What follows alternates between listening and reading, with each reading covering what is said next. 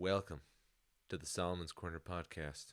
Merry Christmas to you all, as this is our last and final episode for the year. Today, we talk about the Twitter files and why you should care. We also talk about how demons are getting involved into fashion and why you should care about that as well. Also, we talk about who is the bigger threat, the Democrats or Trump? And what does all of this have to do with the intellectual life? All this and more on today's Solomon's Corner podcast. Welcome to the Solomon's Corner podcast, a place for thinkers. Join us as we explore the depths of theology, philosophy, and the Christian intellectual life.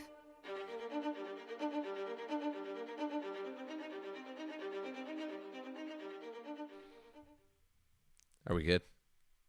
Yes. Okay. I got in trouble. Not supposed to talk during the intro music. I don't know if you guys can tell, but we're kind of feeling like we're going to be a little bit relaxed on this episode of Solomon's Corner. So, don't judge us too hard. But for those of you who do not know, we have a lot of you, quite a few actually, that are subscribed to the podcast, the audio version of this show. We would love for you to join us on YouTube, where you can look at my beautiful face and occasionally my wife's beautiful face, but she only comes in and out every now and then. She doesn't really jump in all that often. So, but if you like full grown beard, you like a nice bushy face, you want to see some pens, we can do that. I'm not going to show it off yet, so you can keep drinking your water, Lindsay. It's going to be fine. But before we dive into all these fun little topics, we have to give a shout out to all of you Spotify listeners out there, because you've been kicking butt in terms of getting our podcast out there.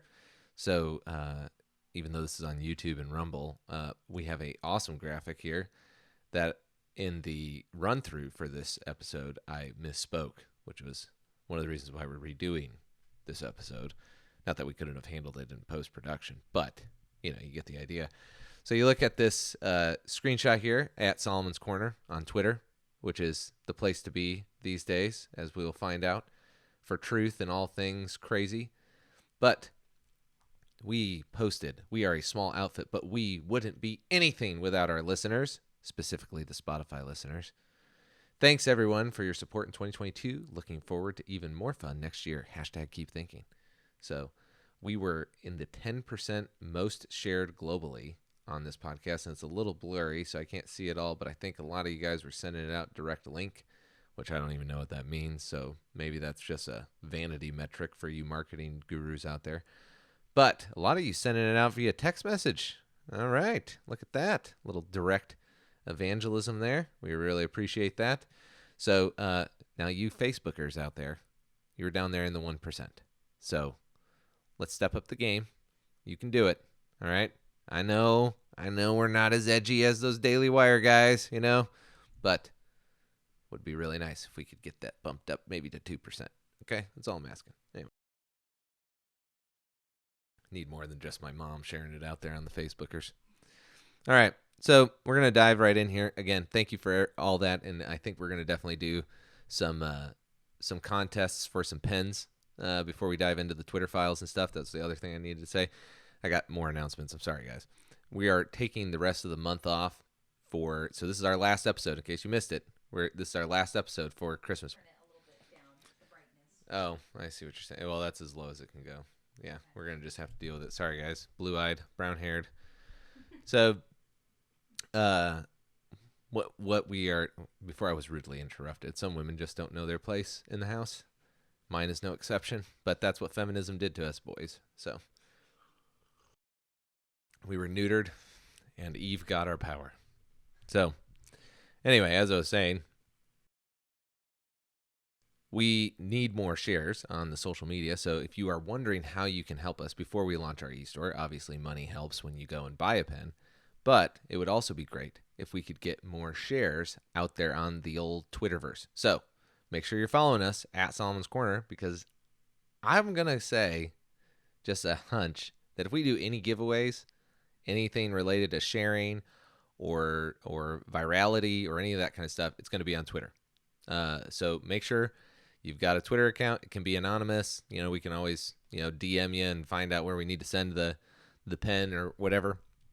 But if you want to make sure that you are up on the up and up with all of our giveaways, make sure you are on Twitter and you are following at Solomon's Corner. You can also follow me at Tomistic Dan, and that'll be coming in and out throughout this show. So we're going to dive into the Twitter files. Like I said, this is going to be a little bit more off the cuff. It's the end of the year. We're kind of getting some senioritis. Haven't used that word in like 20 years, but that's the closest thing I can think of. It's like, man, we just got a huge final dropped on us by a professor, Dr. Elon Musk, and he dropped it on us right here at the end of the year. Just had to let it out there so that everybody who is ready to just kind of wrap up the end of the year for their podcast, especially these little baby ones that are just getting started, just had to stick it out there. Twittergate. So for those of you that don't know, I'm not going to dive deep into this because I know that all of the major, huge outlets covered this, from Dan Bongino to Michael Knowles, Ben Shapiro. Everybody was talking about it. So I'm assuming that most of you probably have heard about this at this point, what it actually entailed.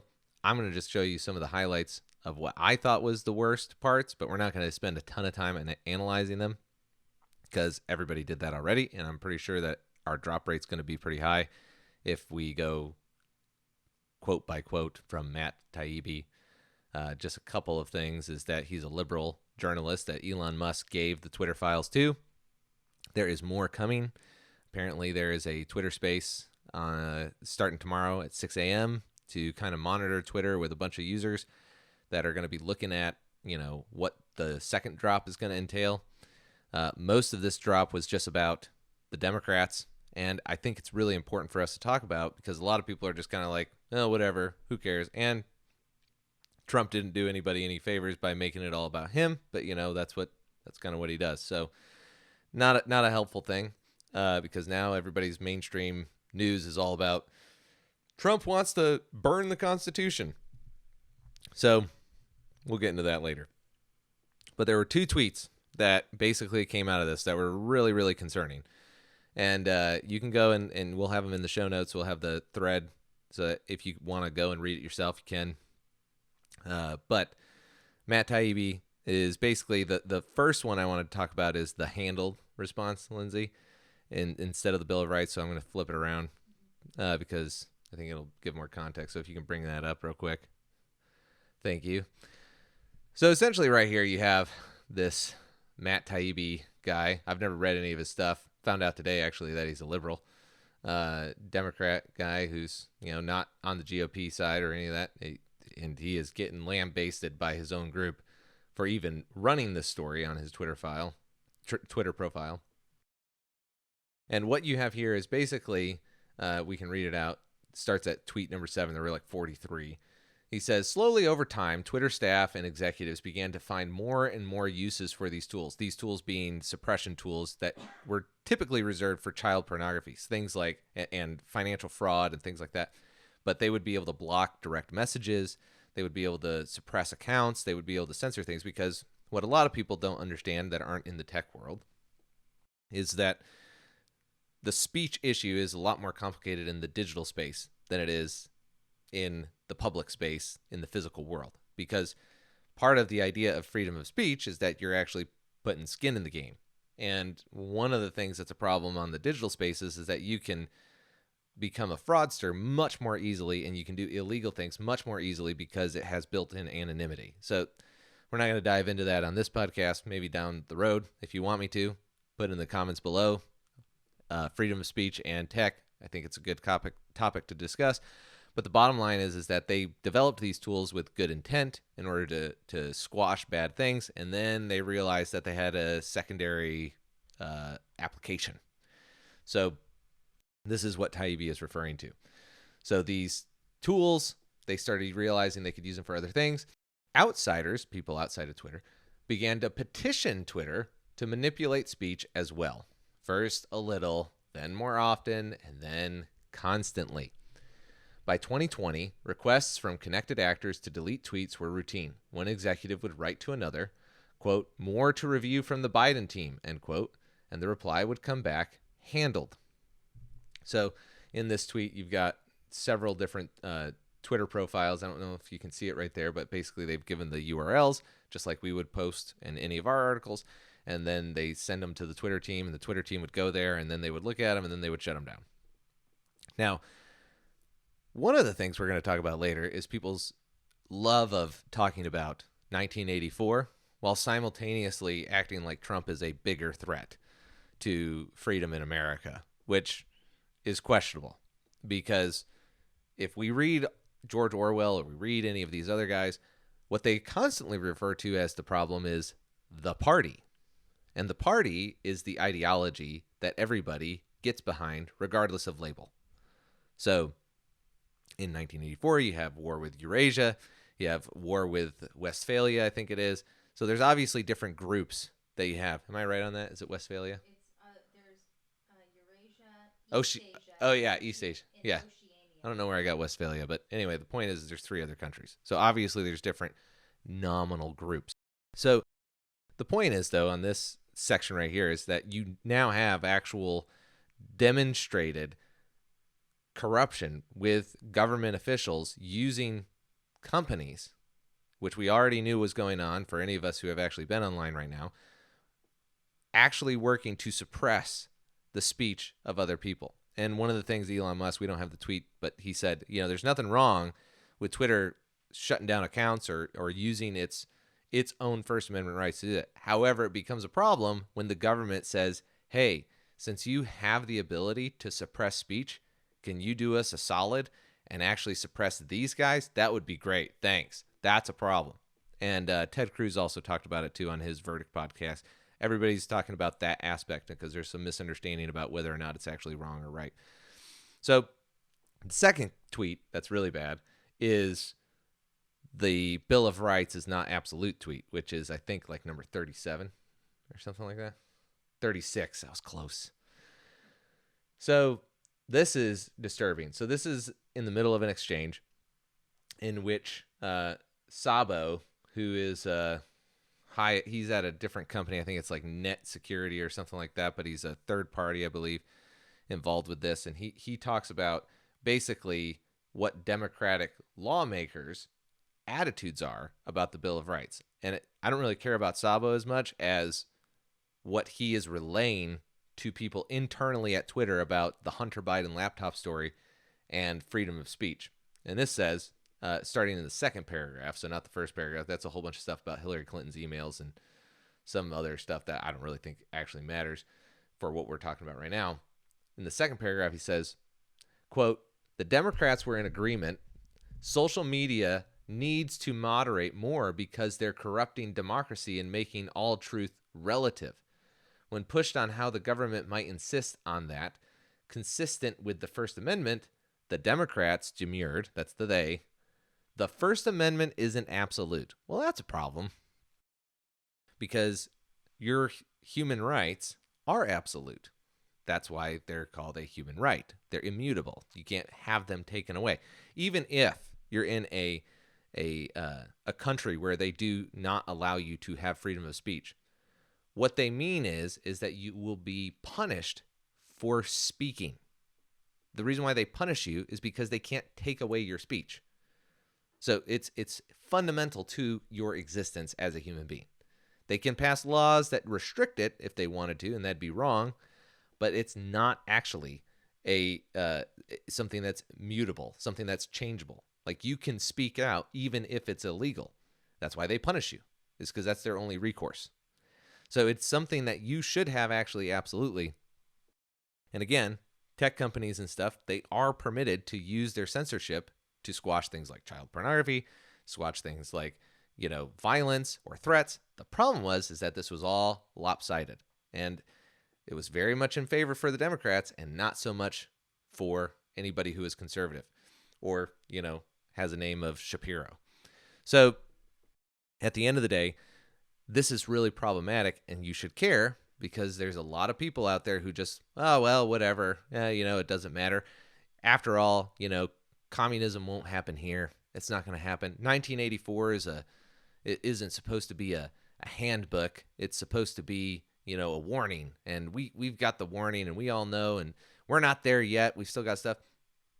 And yet they look at China and they say, well, this is scary. Look at all that stuff. They've got quarantine camps and things like that. And if you looked at any of the bills, they had executive orders during COVID-19 to actually allow for building of quarantine camps at the state level. Some of these were conservative governors. So we're a lot closer than I think people realize. But even more so, what's really damning about this story is the fact that you've got clips now going around Twitter of the presidential debate between Trump and Biden. Because again, remember, these Twitter files were about suppressing a news article, so a journalistic article that had obtained Hunter Biden's laptop and then was going to the press and writing a story about what was on there and implicating Biden and his son in some pretty sketchy stuff. So this is what gets suppressed. And that's a problem because now people are not able to make informed decisions about who they want to be president. So when we look at who actually got involved to distract the public from this actual Hunter Biden story, it wasn't just the Democrats. It was also CIA officials, intelligence officials who said that this was Russian disinformation. So, and that's from Biden. So we've got a clip here of how many times Biden actually went and said, no, Trump's lying. This isn't true. And I've got CIA, blah, blah, blah, blah, blah people who have said this is what it actually was. Do you have the clip? Okay, here it is. 50 former Can you turn it up? intelligence folks who said that what he's accusing me of is a Russian plant. They have said that this has all the five former heads of the CIA, both parties, say what he's saying is a bunch of garbage. This is classic Trump. We have 4 days left, and all of a sudden there's a laptop. There's overwhelming evidence that from the intelligence community that the Russians are engaged. I still think that the stories from the fall about your son Hunter were Russian disinformation Ha ha ha. So funny. Yes. I know you'd ask it. I have no response. It's another smear campaign. It's the last-ditch effort in this desperate campaign hard to talk through smear those me and masks. my family. The vast majority of the intelligence people have come out and said there's no basis at all. Obviously, good little marketing there from the GOP, it looks like. But clearly, this is much deeper than just some people didn't like the fact that they were making fun of Joe Biden. So this gets into another guy who's a Democrat, Alex Berenson, which if you haven't listened to the Joe Rogan interview with Alex Berenson, I highly recommend that you do. Because Alex Berenson is another left-leaning or left-wing. He's not woke.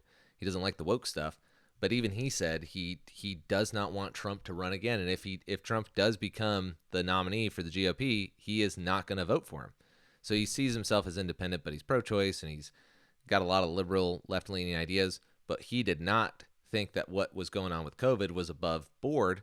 And he also got targeted in this stuff. Now, this hasn't come out in the Twitter files yet.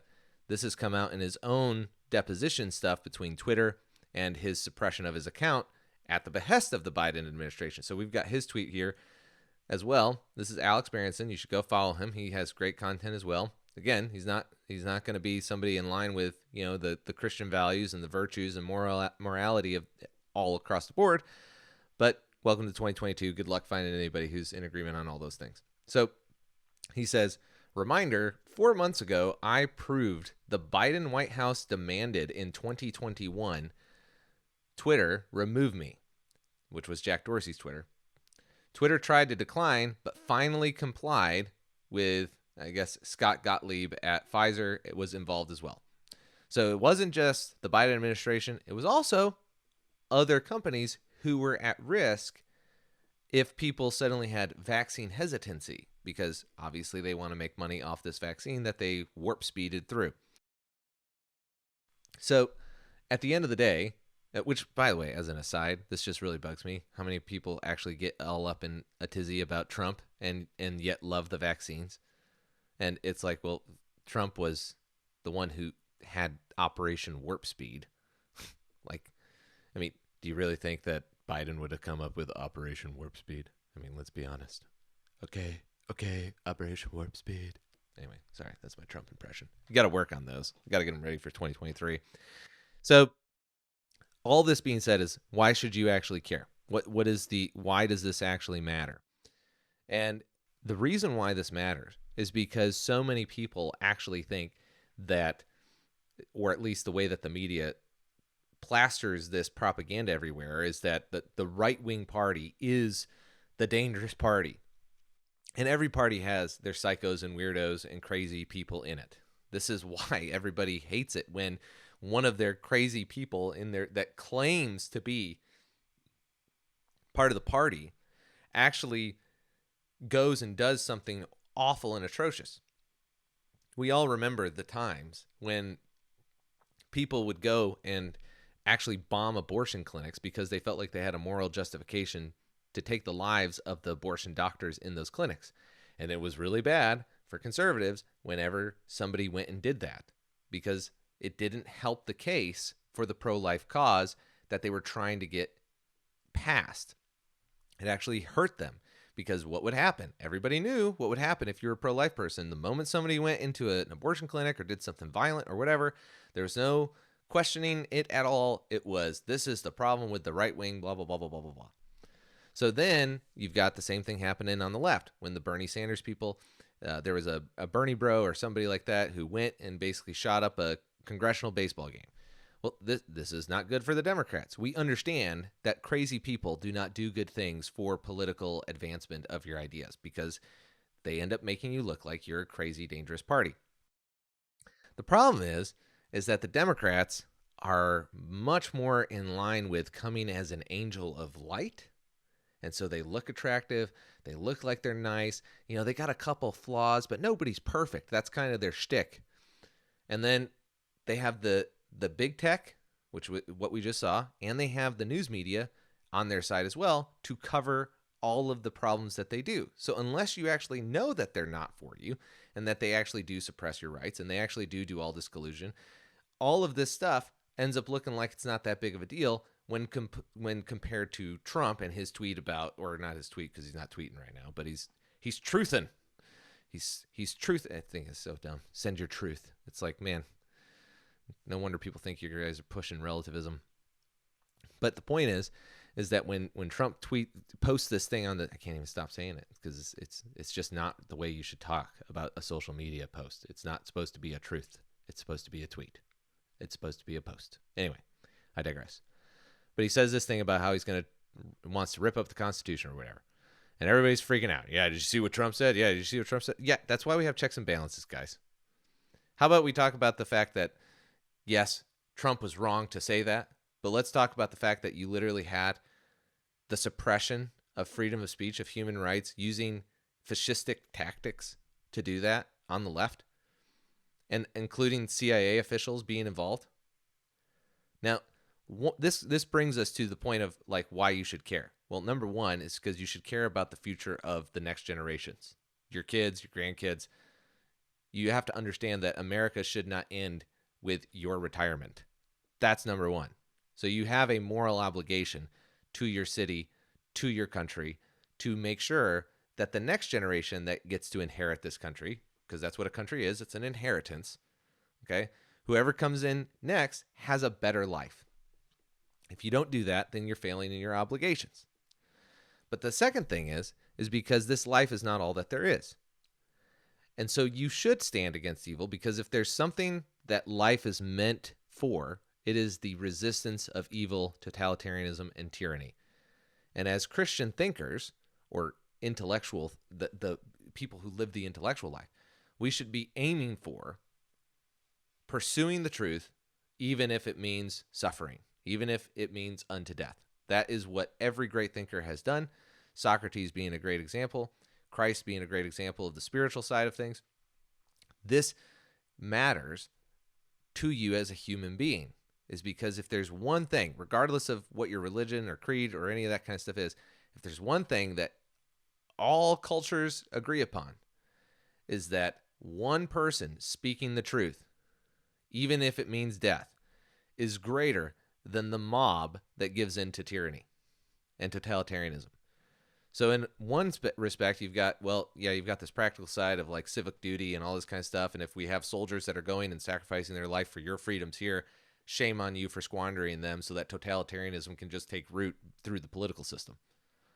But even more so, on a deep level of the purpose of your existence, it is to stand for the truth in a righteous and virtuous way against totalitarianism. But how are you going to do that if you're always looking at Trump as the biggest threat that America has? When now you've got this huge, massive Twitter dump that cost $44 billion, by the way, and you've got a guy who's all about transhumanism. He's the one who's actually pushing this truth narrative, while a country that is made up of mostly Christians went and said that this is all conspiracy theory. You guys need to stop acting like everything that's posted on the internet is believable, all these kinds of things. Trump is not the biggest threat. The party is the biggest threat. And when I say the party, I mean those who are pursuing power by any means necessary. And like we talked about in the some of the book club episodes about Rise and Triumph of the Modern Self, it starts off with Truman saying, don't act like previous times are better than the time that you have now. There are examples of atrocities that you had to overcome regardless of what time you were in. But we shouldn't look at that and say, oh, well, I guess it's just par for the course. I guess we just have to live in darkness and just accept it. And just, I'm so glad that I have such a good life and that it's so nice and easy for me. Sucks for everybody else, though. That's not what he's saying. What he's saying is that you should understand that this is the fight that you now have. If it was child labor laws and industrial revolutions and abuse of human rights there, then that would have been your fight then. If it was slavery and you were with William Wilberforce, you would have had to fight that there. If you were in America and you were in the Civil War, it would have been your duty to take up arms and go and free the slaves. That's what it would be. So at the end of the day, and that's not me saying that we're in that situation right now. You always got to have this disclaimer now because somebody's going to say, he said we should take up arms. It's like, no, that's not what I'm saying about right now. What I think you should do is you should at least pick up books like 1984 and reread them and understand what Orwell was trying to get at. And so we have a quote. We have this dialogue between O'Brien and Winston that gets at why you have to understand that what is going on with the Twitter files is a big deal. And so we're going to bring that quote up real quick and just remind me to get at the idea that Twitter actually matters when we finish this. So this is a torture scene that you're about to read with me. For those who can't see, I have the quotes up. So if you want to read them with me, you got to go to YouTube. But O'Brien smiled faintly. "You're no metaphysician, Winston," he said. He's got a Scottish, I don't know what it is, but we're gonna give it a shot. "Until this moment, you had never considered what is meant by existence." He's got to be evil too, "I will put more precisely. Does the past exist concretely in space? Is there somewhere or other a place, a world of solid objects, where the past is still happening?" "No." "Then where does the past exist, if at all?" "In records. It is written down." "In records and in the mind, in the human memories," says Winston. "In memory, very well then. We, the party, control all records, and we control all memories. Then we control the past, do we not?" I'm going to stop now because I can't keep going. "But how can you stop people remembering things?" cried Winston, again momentarily forgetting the dial. The dial is torturing Winston in this situation. "It is involuntary. It is outside oneself. How can you control memory? You have not controlled mine." Clearly, Winston isn't married to somebody. But anyway, that's a side note. Not a subtle dig at my wife and my memory. But let me just put it this way. Disclaimer. If you want to learn how much you actually don't remember right, get on a podcast and record it and then get into an argument with your wife. Not saying that's happened. But let's just say my memory's not as good as I thought. But neither is my wife's. So, anyway. So we come back. So Winston says, "You haven't controlled my memory." Now, here's the part that people forget about. Because it's gonna get into the 2 + 2 = 4 stuff. And that is the thing that we want to talk about. O'Brien's manner grew stern again. He laid his hand on the dial, and I think he's electrocuted him or something. On the contrary, he said, you have not controlled it. That is what has brought you here. You are here because you have failed in humility, in self-discipline.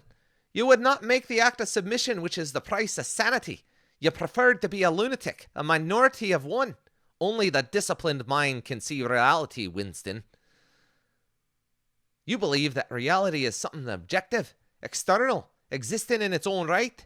You also believe that the nature of reality is self-evident. When you delude yourself into thinking that you see something, you assume that everyone else sees the same thing as you. But I tell you, Winston, that reality is not external. Reality exists in the human mind and nowhere else. Not in the individual mind, which can make mistakes and in any case soon perishes. Only in the mind of the party, which is the collective and immortal. Whatever the party holds to be truth is truth. It is impossible to see reality except by looking through the eyes of the party. That is the fact that you have got to relearn, Winston. It needs an act of self-destruction, an effort of the will. You must humble yourself before you can become sane. O'Brien paused for a few moments, as though to allow what he had said to sink in. Do you remember, he went on, writing in your diary, freedom is the freedom to say that 2 + 2 makes 4? Yes, said Winston. So, that whole section there is about O'Brien torturing Winston about whether or not he has the freedom to say the truth. Now, it all begins with the suppression, because if you actually read 1984, you learn about the memory hole, you learn about how they're editing things and burning things, and the news cycle is constantly evolving and changing, and they always disregard the previous news cycle so that the new news cycle can come in.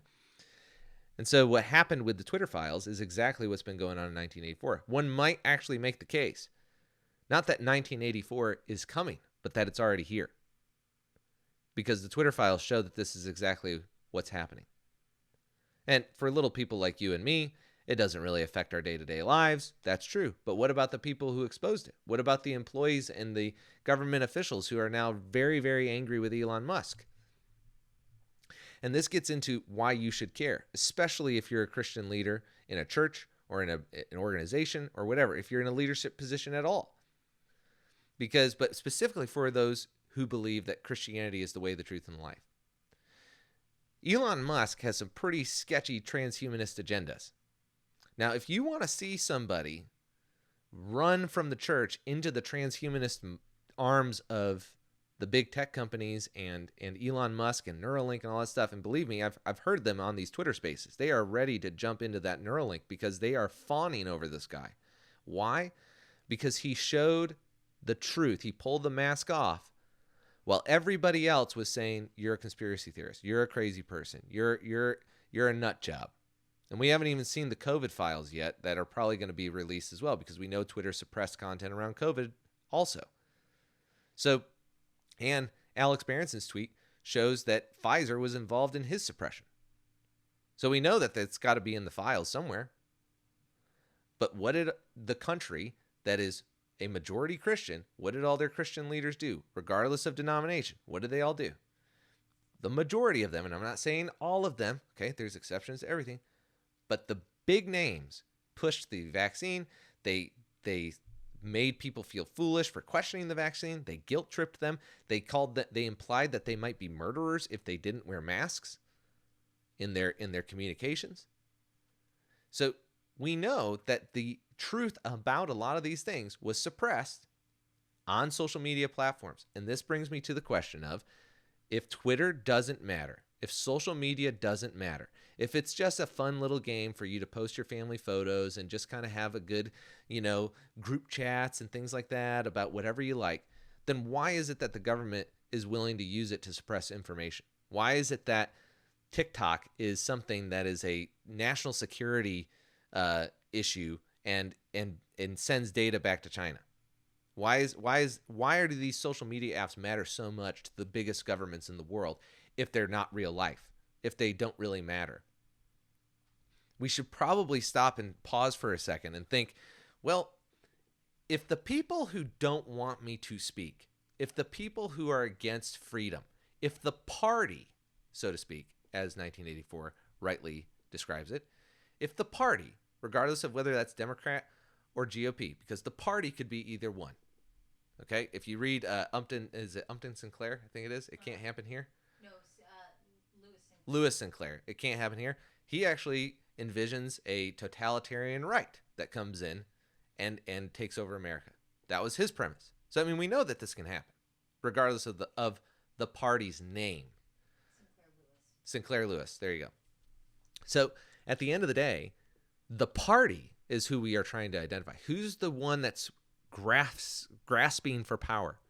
Who's the one that the CIA is on the side of, and the FBI and the governments and the military? Who are they on the side of in terms of leadership? Not in terms of individuals, but in terms of their leadership and what they're doing to suppress human rights of freedom of speech. This matters, especially if you actually care about what people believe to be the truth. Because I don't think Elon Musk is, even though he, appears to have bought Twitter because the Babylon Bee was put in Twitter jail, I don't think he's a friend of Christianity, given what he's actually trying to do with Neuralink and all this kind of stuff. He just seems to be a very systematic thinker in terms of what fundamental human rights actually are. But if you want to see people gravitate towards what Elon Musk believes and keep silent on what's going on Twitter and these tech companies, don't ask the technology people in your churches about what is significant about these social media companies and why they matter so much. Because they do matter. They are the public square. They are to the public square what your iPhone is to your day-to-day life. That's what you have to understand. There are people out there who could not live and do their day-to-day work without their phones. Just look at two-factor authentication. That's where it's like, hey, thanks for putting in your password, but we need another 6-digit one from your mobile device. If you don't have that, you can't get in to your bank, to your email, to whatever. You cannot do it. It has influence on how you do your life. The Twitter sphere is the same exact way. And so this brings us to the fact that most people are not willing to actually stand for something like 2 + 2 = 4. They're not willing to actually recognize that they're in a significant non-shooting war. It's not a hot war, but it is a culture war. And what that means is that there is a fight for what the truth actually is. And as long as people continue to say, well, it's not that big of a deal, these things they're not that, enmeshed in the government or in the big companies, well, then it doesn't really matter. But if we're not really willing to actually take stands, real stands on 2 + 2 = 4, like for example, if you were at work and you had to sign a document that said 2 + 2 = 5 to keep your job, would you do it? Now, I'm not going to answer that question just yet. The question you should ask is, why does my company care about me signing this document? Why does my company care about whether or not I have pronouns in my bio or my signature? Why does my company care what I post on social media? Like, do you really think you have that much influence? The issue is are we thinking strategically about the times that we're actually in? Because it's very easy to say, oh, well, whatever, pronouns don't matter. I had a conversation with a friend. He said, it doesn't affect you. It doesn't affect you at all. You shouldn't even care. And I said, well, I know people that have lost their jobs because of it. No, that's not true. That's what he said. It's not true. And I pulled up a news article that showed that a photographer was actually getting in trouble with the LGBT community because they wanted to take pictures of a gay wedding. And he just said, well, I don't want to talk about politics after that. So the problem is, who does the party actually have? In that situation, he's got my friend. But this is the thing about 1984 and the 2 + 2 = 4. Why does Big Brother care if they can get you to say 2 + 2 = 5 in that story? Because if they can get you to do that, then they can get you to do anything. They can get you to even love Big Brother more than you love God, and you won't even know. That's the message of 1984. It's not that 2 + 2 = 4 is a negligent principle. It's a warning to people to be on the lookout for when the party begins to manifest itself in your own country. Because your military can't stop Big Brother. That's not what happens. It has to be individual citizens, truth bearers, intellectuals who come forward and put everything on the line. Like Shezwath Miłosz at the end of the book, In the Captive Mind. Shezwath Miłosz was a brilliant writer and poet, and he wasn't able to become an academic in Poland because he would not go along with the Communist Party. And at the end of the book, it says, Mr. Miłosz. Mr. Miłosz. He was a doctorate in his own right. He should have had a doctorate. He should have been a PhD. He should have been a brilliant professor. And he did actually apparently come and teach in California when he was exiled. But he died Mr. Miłosz, as far as I know. But at the time of writing that book, he had no prospects of being able to become the intellectual that he was supposed to become. And so at the end of the day, we have to be willing to take what all these other guys in communist countries did. They woke up and they actually understood, oh, that's the party. How are we going to equip my neighbors and my friends to stand strong? Because when the party starts to come in, when it starts to show its head, it doesn't go away in 4 or 5 years. It doesn't go away on the next term, because it's not about the president. It's about the unelected individuals who are in the bureaucracy and able to manipulate big tech companies and big pharmaceutical companies to do what they want, and partnering in ways that you can't even elect on, that you can't even vote on. This is the problem. This is why the culture matters, because the culture eventually produces people that end up in those companies and end up in those HR departments. The idea that the real world will educate people is just a false boomer lie that was put forward so that they could remain apathetic about their moral responsibilities to the Republic. And they failed. That's just a fact. Some of them fought, not saying nobody did. But the reality is that all of the things we're dealing with right now, abortion, gay marriage, the freedom of speech, vaccines, all of those things were perpetuated by a generation of people that loved the benefits that the government gave them, and in the exchange, they gave away freedoms that you and I should have. Now, they're still on paper, but a law that's not enforced is no law at all. An unjust law is no law at all. In order for a law to actually have any sort of bearing on a society's behavior, it has to be enforced. And if you aren't if your freedom of speech is not protected, then it doesn't matter. And eventually, it's not going to just be a cake baker or a photographer. It's going to end up being whether or not you can say that from the pulpit, if we're not careful. And that's why all of this matters. Now, that was a long-winded discussion, but I want to get into one more thing before we sign off, which is the Balenciaga gate. And so if you've got some more time, we're going to dive right into this. Again, make sure you subscribe, like, share, all those fun things. Please make sure you also subscribe on our YouTube channel. We need to get that subscription number up. I know we have a lot more listeners on the audio version. So if you are listening on the audio version right now, before we dive into the Balenciaga stuff, please make sure you go to YouTube and subscribe and click the notification bell so that way we are there. Leave us a little comment saying that you did. We'd really appreciate it. Because as we grow in subscriptions, we get more features on our channel that we can get our podcasts and stuff out. So we'd really appreciate that. So Balenciaga, I never even heard of, which is a high-end fashion company that a lot of celebrities use, which got into a lot of trouble this week. Now there is a story here that was actually shows that there is some movement on this. But before we get into that, just what it was, there was we'll pull up the clip. So before we start this clip, Balenciaga was basically decided to do an Instagram campaign with kids and BDSM stuffed animals, which is pretty demented and demonic and evil stuff. Now, at this point, if you have any children in the room while you're watching this, time for them to leave. Bye-bye, kids. See ya. Because it is pretty... We're going to show you some stuff that's pretty demonic. So, continue. But it's not just the sexual mutilation of children in hospitals.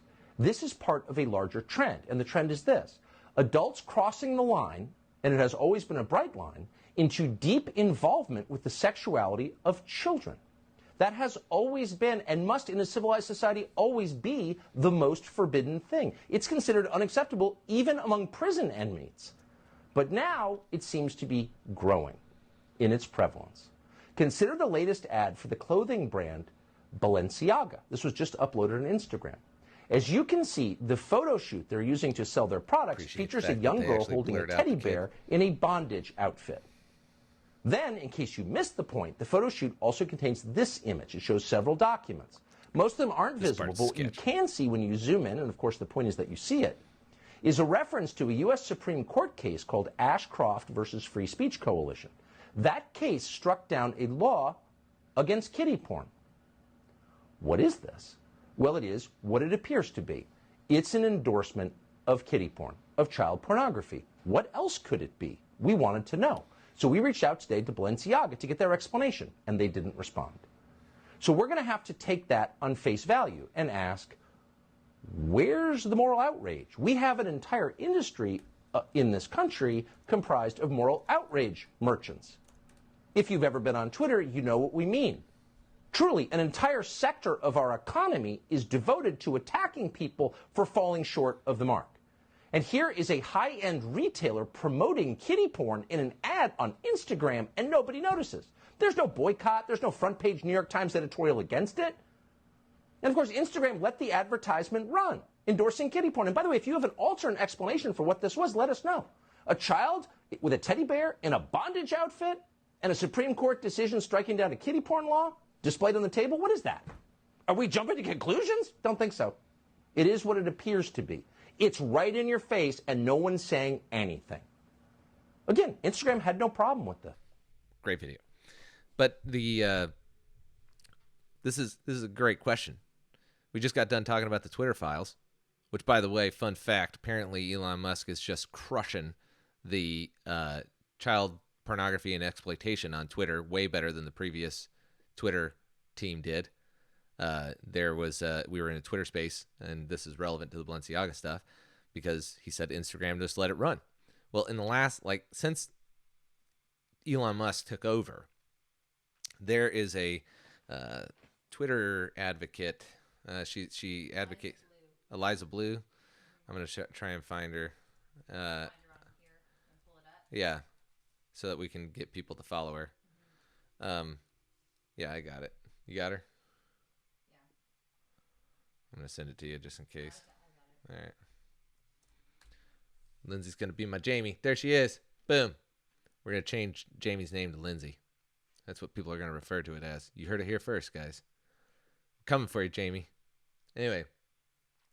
So this lady was in a Twitter space that Elon Musk was in, and I was in too. And again, if you haven't done the Twitter spaces, it is awesome. It is really cool. You get, if you do that, you get firsthand knowledge on everything. It's crazy. I mean, Elon Musk was in there answering questions for 3 hours, and then everybody went and wrote about it. So, you're literally in a press conference with Elon Musk, and you can just listen. But anyway, she was in there. She talked about the fact that child exploitation and all this kind of stuff. I think she has the tweet on there of the 48,000 accounts. No, she's got it. She's got it somewhere. She tweets a lot, so you probably won't be able to find it. But the point is that she has, 48,000 accounts or something had been shut down in 24 hours under Musk's leadership and his team. In the previous administration, that would have taken a month, which is crazy. So she was pretty emotional in the Twitter space where she announces this. Now, again, we're sitting here talking about the party. Yes, Trump is wrong to talk about what he said about the Constitution and all of those things. But at the end of the day, the party is the threat to freedom. One person in an American system cannot, even if they want to, come in and take away your freedoms. If they can, then our system doesn't work, and now we need a new system.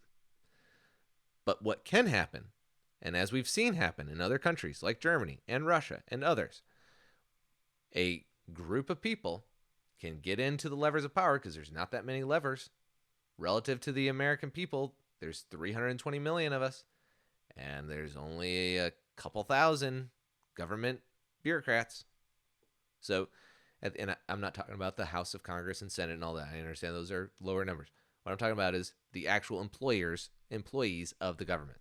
So there's no way that, the percentage of people in the government and the people in the regular world of America there's more people in the real world than there are in the government. That's what I'm trying to say.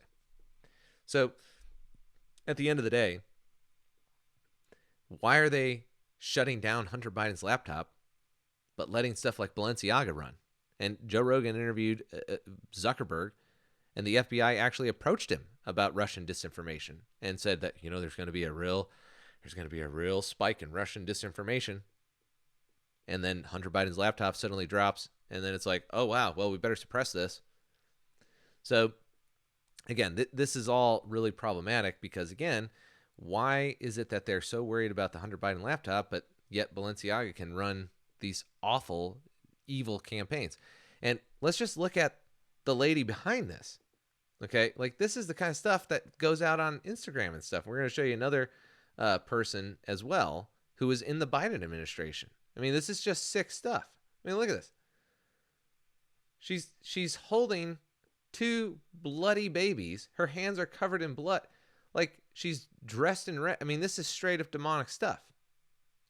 So how can we sit here and say, oh man, well, Trump's the bad guy. Yeah, I understand he said some bad stuff, but also for you DeSantis lovers out there, DeSantis hasn't said anything about these Twitter files or Balenciaga, from what I understand.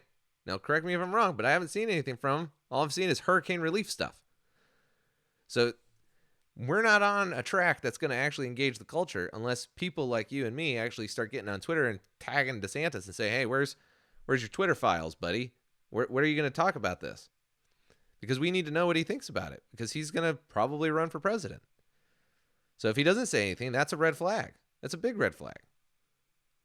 So we also have this other guy who's a great gem. And did you find him? Is this thing pulled? Oh, it's private now. Okay, well then there you go.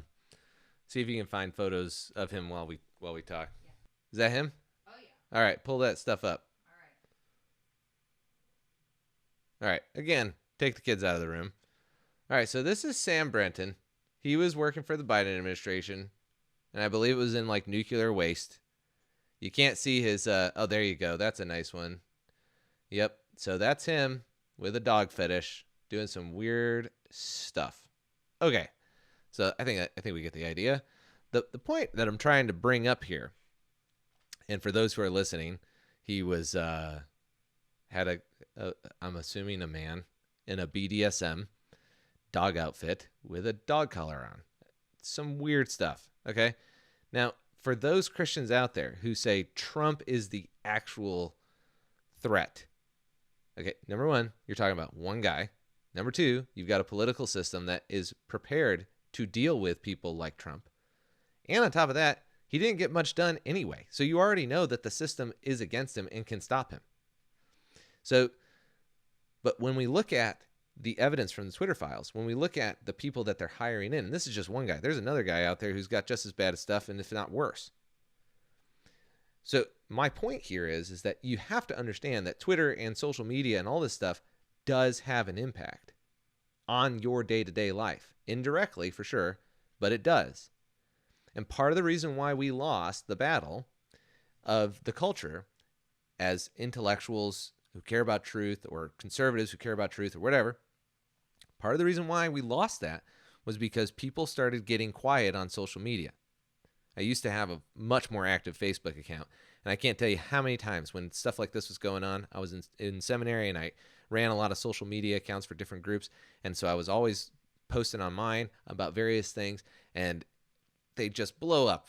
Old friends from college and stuff would jump on there, and we'd start going back and forth and stuff. And I always knew I had a good post, not because of how many likes it had or how many comments it had, but because of how often my phone rang about people wanting to talk to me privately about what was posted. And I'm a nobody.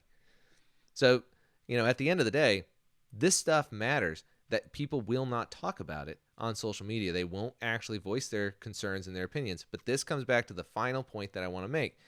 When you see the Twitter files, when you see the Balenciaga stuff, you have to understand that there has to be something that you do that's practical, that actually recognizes the time that you're in.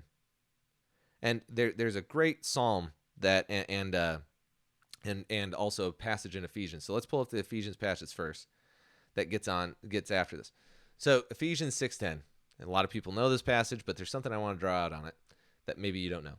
It says, "Finally, my brethren, be strong in the Lord and in the power of his might. Put on the whole armor of God, that you may be able to stand against the wiles of the devil. For we do not wrestle against flesh and blood, but against principalities, against powers, against the rulers of the darkness of this age, against spiritual hosts of wickedness in the heavenly places. Therefore, take up the whole armor of God, that you may be able to withstand in the evil day, and having done all, to stand." Is that right? That seems weird, that last little bit there. Anyway, it keeps going, and it talks about the belt of truth. And it says, "Gird up your loins with the belt of truth." And what that meant back then was that if you were going to actually put on the armor, you were going to actually put the belt on, you were going to tuck the cloth, the loins, all of the connecting pieces would go into the belt of truth, and the belt of truth would hold the whole ensemble together. But right now, we have a lot of people who like to say pretty words about truth and stuff, but never actually define it. They like to lambaste their people they disagree with as conspiracy theorists, but never actually talk about the conspiracy theory. And then we find out, oh, look at that. Another one that's actually true. Another conspiracy that's actually true. Another one is the aliens. I mean, like, we had a conversation with Dr. Brian Hufflane about how the government used Hollywood to actually, and he is doing his master's thesis on this right now for the United States Air Force. And I believe he's finished it and it's done. So yes, I'm getting confirmation in my earpiece that it is done. That they used, and this is public knowledge now, that they used Hollywood to help coax the people or to help warm them up to the idea of aliens using Hollywood. I mean, we know that this stuff happens. And you know how many people lost their jobs because they thought they saw something? Pilots, people who were grounded because they shot at things. People's careers were put on the line because they thought that they saw stuff. I was like, yeah, right, you're a kook, man, if you think that aliens are actually real. And I'm not sure that they're actually real. It's just that UFOs were a real thing. People really suffered. The government knew about it. And they used Hollywood as a propaganda machine in order to help desensitize people to the idea of it. You can go listen to it. UFOs and Religion. It's like episode 30 or something. It's like one of the first YouTube videos we have on here. But the point is that nobody today wants to actually, that's just happy with their life, wants to actually talk about what the truth actually is. Now, obviously you can go off the rails. People get into some weird theories. I'm not saying you have to entertain every single thing. But when your knee-jerk reaction is always conspiracy theory, conspiracy theory, conspiracy theory, you're not willing to provide logical arguments, especially as somebody who's a leader. Provide logical arguments to somebody who's getting taken away into conspiracy theory. Well, number one, you're letting somebody go that, if given rational arguments, might actually change their mind. I've had that happen with people. They started believing something. They started something crazy, and I give them just a rational perspective. I've talked to other people who have done the same thing. But we have to recognize the time that we're in. And we have to recognize that we are going to be asked to take some stands down the road, whether that's on marriage, whether that's on freedom of speech, whether that's on abortion, whatever it might be, or pro-life issues, not abortion itself, but pro-life issues, protecting the unborn. These challenges are coming down the pipe. It's not that we are gaining ground in the culture. We're losing ground in the culture. And so we have to be willing to count the cost for what the truth actually, for the value of the truth. And there's a Psalm 84:10 through 12. I think I still have it here. I'm going to race my wife on it. See who's going to get it first. Make sure you use the net so that Jim doesn't get us. Got it. Ah, dang. she beat me to it. So I guess she's going to pull it up on the old screen there, and I'll just read it here. Certainly spending just one day in your temple courts is better than spending 1,000 elsewhere. I would rather stand at the entrance to the temple of my God than live in the tents of the wicked. For the Lord God is our sovereign protector. The Lord bestows favor and honor. He withholds no good thing from those who have integrity. O Lord of heaven's armies, how blessed are those who trust in you. We really need to be thinking, whether you're a Christian or not, we really need to be thinking about what we're willing to sacrifice for our freedom to say 2 + 2 = 4. That a man is a man and a woman is a woman. That marriage is between a man and a woman. That feminism is not the ideal situation for women. The radical feminism, that is. I'm not talking about women not being able to vote. You got to qualify everything these days. You can't even complete a thought because everybody's going to think you're crazy. What we're talking about here is the simple truths. The truths that you know. You don't have to have a reason for everything.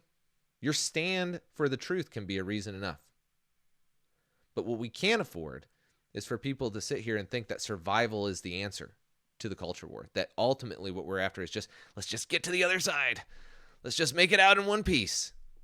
That is precisely what the party wants. That your survival be your priority, not the truth. And if we look at what Jesus says, anyone who wants to follow me has to be willing to suffer, has to be willing to take up their cross. Somebody's going to say, he didn't say suffer. He said take up your cross. You can hear him now. And that's what suffering is taking up a cross. Last I checked, you don't see a lot of people saying, hey, you know what? I want to go on vacation. What do you want to do? I want to go take up a cross. Okay, yeah, nobody does that, okay? Unless we're willing to take up our cross, unless we're willing to count the cost and recognize Christ as an example, that it's better to live off the word of God than off of bread alone, that you shall worship only the Lord your God. When he goes into the desert and he's talking to the devil, and the devil says, I'll give you all these cities. I'll make you ruler. I'll do all this stuff. All you got to do is worship me. And he says, no, I'm not going to do that. And we have to recognize the times that we're in so that we know the enemy and what they are trying to do. The party is the enemy. They are after your soul and your truth, your stance for the truth. They want to be able to make you say what's true based on what they believe is true, not what actually is true.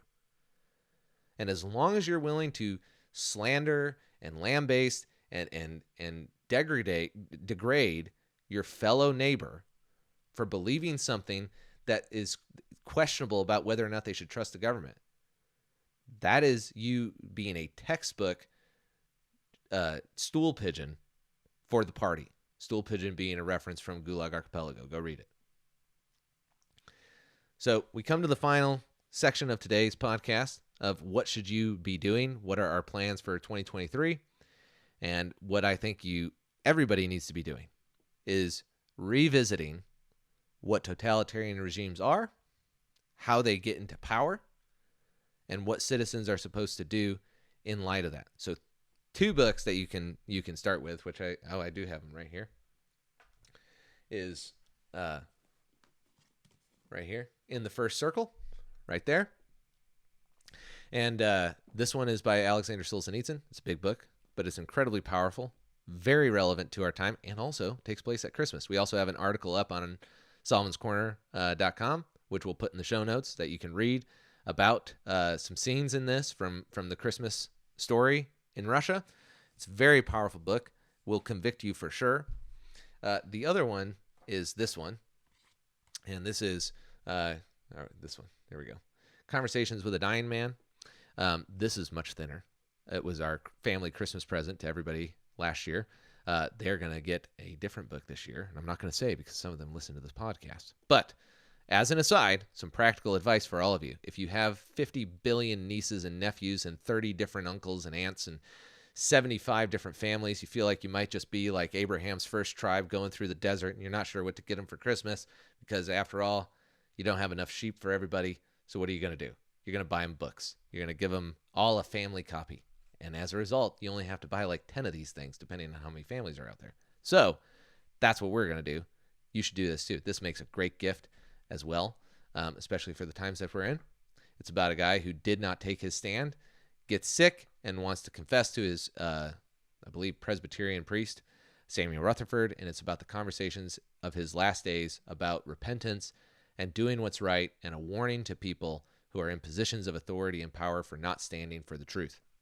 And then the last one is a movie, and this is Mr. Jones. We're going to play the trailer real quick, and this is a really powerful movie. Do you have the trailer ready, or do I need to keep talking about it? Okay. So here's the trailer. We're just going to play it real fast and just a little bit of commentary, and then we'll close out. Can you turn it up a little bit? This is my report on the Soviet Use question. a little more. What's your answer? That's good. I don't have one. The Kremlin is broke. So how are the Soviets suddenly on a spending spree? Paul, I need your help arranging an interview with Stalin. Can you pause it real quick? To reach you. So what this is about a journalist from the UK. Well, he's not actually a journalist, spoiler alert, but I'm not going to get into that. But he goes and he's trying to get an interview. He has interviewed Hitler and Goebbels, and he's coming back and he's warning the British about a Hitler offensive, and he believes that he needs Stalin's allyship in order to be able to defend Great Britain against a movement of war from Hitler. This movie is about him trying to get his interview with Stalin and discovering the famines that Stalin artificially created in Ukraine. So, play the clip. Times. Listen, I really need to talk to you. I found something big. It can break the story wide open. Paul? That was his contact in Stalin. Mr. Duranty, So why are you really here? I need your help. This is Ada Brooks. She's my star. Paul's dead. It's a robbery 3 days ago. What do you want? The story no one is talking about. I saw him. 4 bullets in his back. And you don't think it was a robbery? What was Paul working on? Ukraine. You know how rich this country is, how vast. South is nothing but wheat fields. Grain is Stalin's gold. Here's the agenda now. I don't have an agenda, unless you call truth an agenda. Yes, but whose truth?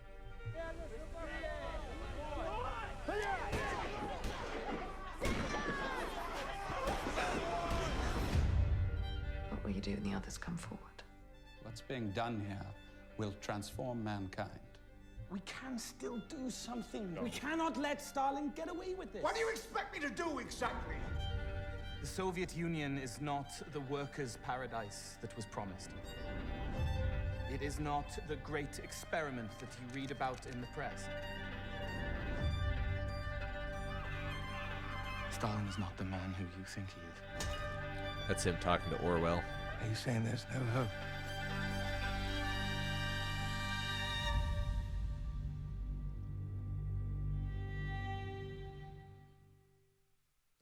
It's an incredible movie, and touches on all of the major themes that we are currently talking about in this podcast and that you see going around in the world. Highly recommend. They get into the question of, well, whose truth and who should you listen to and what's actually justifies the means. You know, should a couple people die in order to get to the workers' paradise? There is so much that is relevant to this time. And there's one quote that's really good where Gareth Jones is discovering what's going on in Ukraine, and he has connections there. His mom used to be there. That's what motivates him to want to go. And so he bumps into somebody, and he says, "What happened here?" And she says, "Men thought that they could change the natural law." And you don't see that in a lot of American movies these days. They're kind of all about changing the natural law.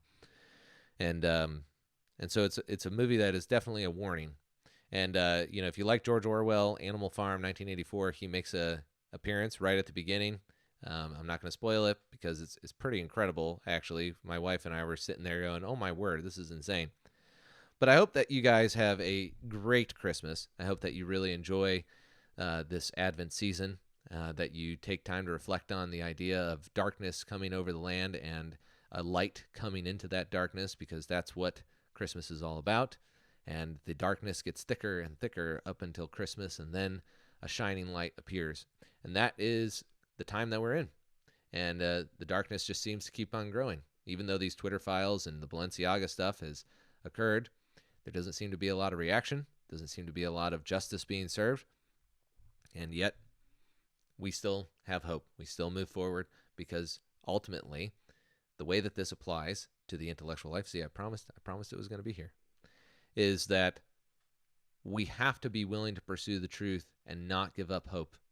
A generation of people who decide that books and writings and their ideas no longer matter is a generation that's ripe for totalitarianism. But a few people who decide that they're going to take up that banner, whether they have PhDs or not, that they're going to do the best to cultivate their mind and to share that cultivation and the ways that they do it with their neighbors and with those around them, and if necessary, with their enemies. That will also be something that will be a solution to the problems that we're in. And a lot of books on the intellectual life, which we've talked about on this podcast before, this book right here, The Intellectual Life, this was written during wartime in France by a French guy, and talking about how you should pursue the intellectual life. Even if you can't go to school, if God's called you to it, that's what you should do. So, don't curse the darkness. Light a light. Maybe get a halo over your head like we had at the beginning of the show, if you can. But otherwise, thanks for listening. Had a blast. We'll see you in 2023. In the meantime, like, share, and keep thinking.